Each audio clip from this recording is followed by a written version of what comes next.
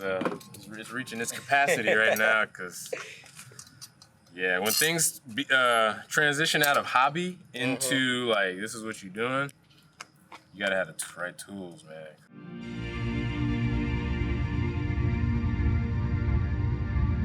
My name is J.D. Moore. I am from the Dallas area. I grew up in the suburbs east of here.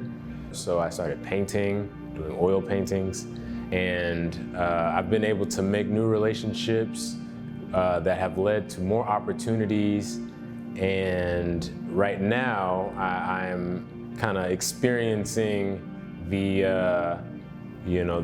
fruit of all those relationships coming together with the most recent mural that I did, which is the one in Fort Worth. The curator for the whole mural process, the project, she had actually already been familiar with who I am and my work. So I got an email and then a call from her. And what that phone call did was confirmed that I was not only selected to paint a mural, but she actually wanted me to do something different. Like I said, my initial thing, it didn't look anything like what I painted. She didn't want to offend me by like saying what I submitted wasn't good. She knew that I had more potential, essentially, than what I submitted, because I was kind of sandbagging a little bit, thinking I'm doing the safe thing. She said, no, we kind of miss your portraits that you do. So she said, can you do something like that? So after being confirmed and then actually being sort of mentored into speaking my voice, I felt very reassured in my effort, like in the work that I put in to to be the best artist that I can be. And so I was excited, and I got straight to work, on what the mural looks like now. So it was a long build-up into then kind of having a weight lifted off of my shoulders, and then getting excited and really letting my creativity flow the way it would normally, so that it felt really good. I titled the piece Resilient Life, and I came up with that name when I was finishing the mural. I come up with that part of the artwork, the title, 9 times out of 10 when I'm done, because I go into a piece of art with intention, but while it's being created, I sort of go on this journey, and I never expect what is revealed to me in this process. And so when I was finishing this piece and kind of observing the flowers, which are a trumpet vine, and then looking at this portrait of my sister and all of who she is to me, I felt it necessary to sort of honor the resilience and the strength and the sort of the preciousness that is life. So I feel like resilience, it suggests that there has been struggle that has been overcome. Because much like the trumpet vine flower, the life that exists is hard to kill in total. Maybe you cut down a piece of the vine, or you pluck a few of the flowers, but totally, or the collective of Black women, I feel like, will always be here. And yeah, if you ever have tried to deal with trumpet vines, they are a very, very resilient plant. They always pop up, but they're beautiful. And I never initially saw them like that, like an invasive type of. So they do have this sort of elegance and beauty to them it looks like they belong. Whether you want them there or not, that's a whole different story. But they will survive. sort of what all gave me the inspiration to call it Resilient Life. When a person is in the presence of a figure larger, than them, the way that the relationship that they have with what they're looking at, I think, is very unique in that they have to look up and they have to stand back and they have to almost take it in reverence. So with this opportunity, I wanted to embody the Black woman in a very angelic, not only body, not only with her body, but also with the elements around her. So there is like a reef around her head that sort of, calls back to a halo. There's this glowing sort of element to it. So it was important for me to make people feel like this Black woman is an angel so that they can go into the next moments of their life with that being impressed on their conscience or on their subconscious. Hopefully, in the long term, now that the next time this person sees a Black woman, hopefully they'll see an angel. You see what I'm saying? The first thing that I thought of was a color scheme for this whole mural, and red is a special color because it catches your eye before any other color will.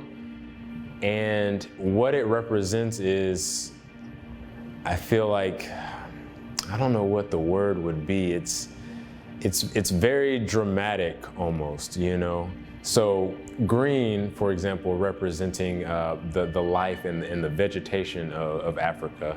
So you have this next color that represents, things that make you feel pleasant and at ease, and it makes you feel comfortable. And then black, of course, representing the people as a whole.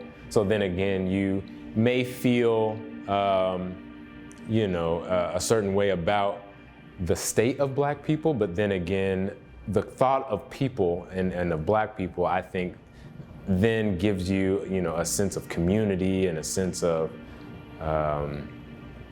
culture.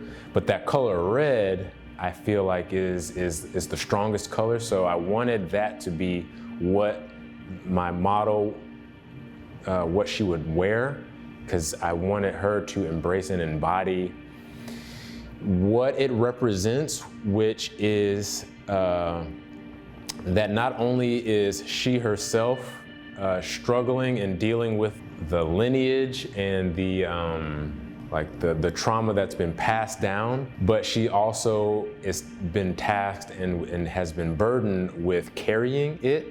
So in the mural, she is sort of dragging along or picking up or carrying a piece of fabric that has the same color as what she's wearing. So this is something that, not she's dealing with, but now she's also carrying extra, and that could have been from someone else. She could be taking that to someone else. So yeah, the color red is important for me to kind of be the focal and center point. Because the other colors are there to, I feel like, support that part of the story. And with contrasting, sort of the melancholy of that color and its representation with, the sort of repose and angelic, posture that she has. It's a very, dualistic sort of view. You see this beauty, but within that beauty, there's pain and struggle. So with that, I felt like it was important for me to attach that with elements of, magic, maybe. I decided mid-muraling to make her jewelry glow.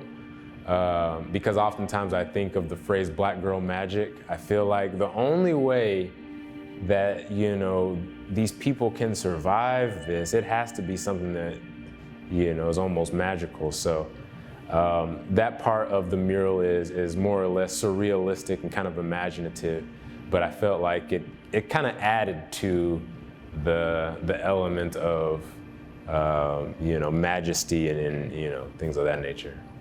I didn't expect to be here at quite this hour. We had some unexpected yet expected visitors. We had the Westworth police respond to a call for a car being on the trail. 521.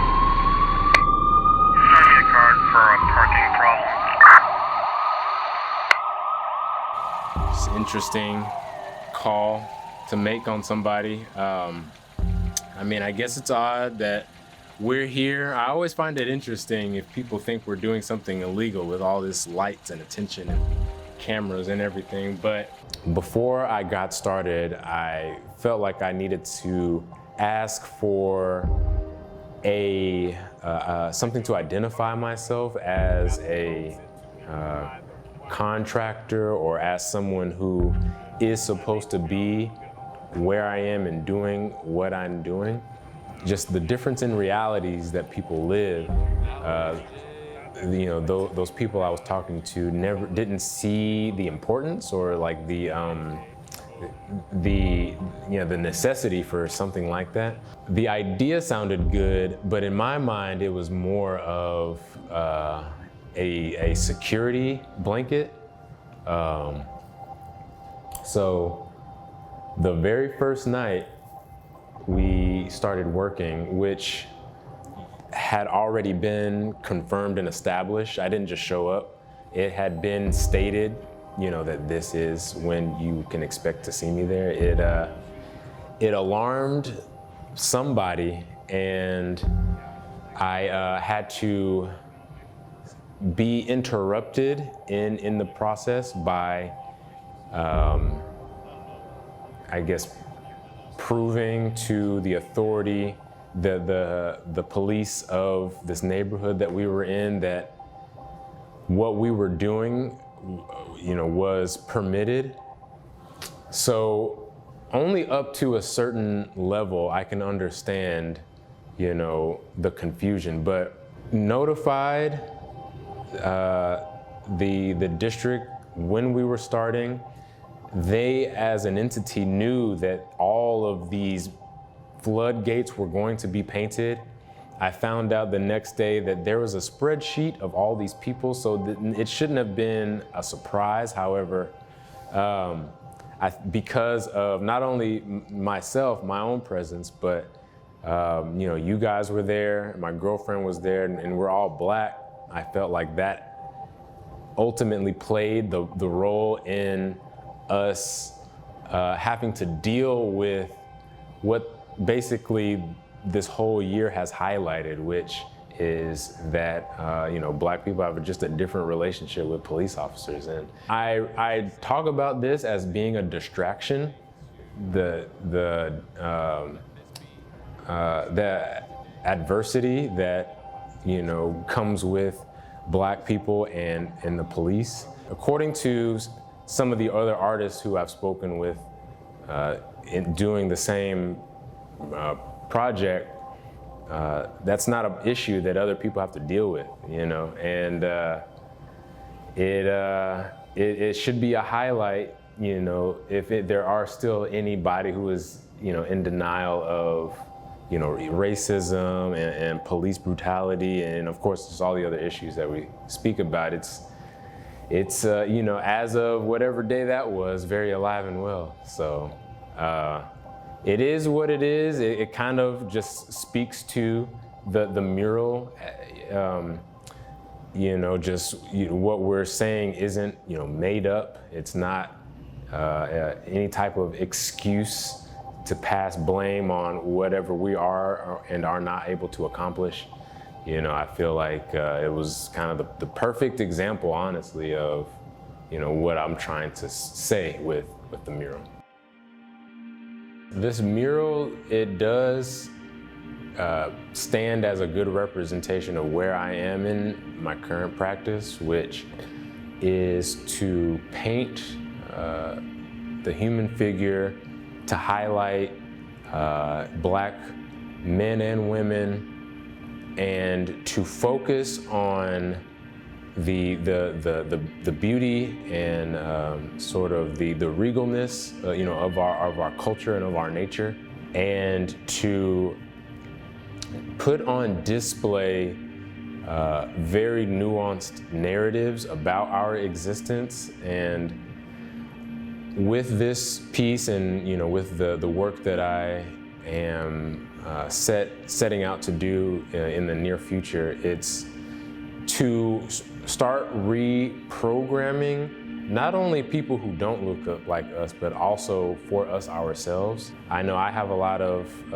self-image issues, and I want to influence people who are still very impressionable. So, young people, children, to grow up, looking up at people who look like themselves or look like family members, and see this very, triumphant, person in this very strong and bold character, while also still communicating messages for the more mature audience that it's not all, beautiful. And I think if this is all we've got, we're gonna do it this way. So I really want to put on the best, face for Black people, but I can't ignore the negatives at the same time. You know what I'm saying?